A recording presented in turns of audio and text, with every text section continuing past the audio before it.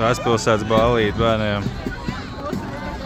Burbuļi lido, Hanne arī, protams, ka vajag būt notikuma centrā. Burbuļi! Viss kaut kas te ir. Tā kā apmēram Times Square'ā visādi meskoti staigā, ar kuriem tu vari nofočēties. Te cilvēki fočē un taisa ar tādas tā kā vecmodīgās avīzes. Tur ir baloni. Šeit tu vari nostāties pa vidu tajā te verķī, ielikt savu telefonu, te uztaisīs 360 video ar tevi. Nu, interesanti.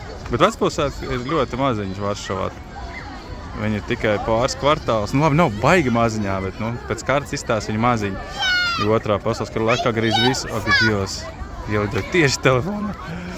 Jo otrā pasaules kara laikā tika iznīcināta, tā kā, nezinu, mēģināsim aiziet uz priekšu, kaut kā man jau kājas, jau smeldz no staigāšanas, gabali te ir baigie.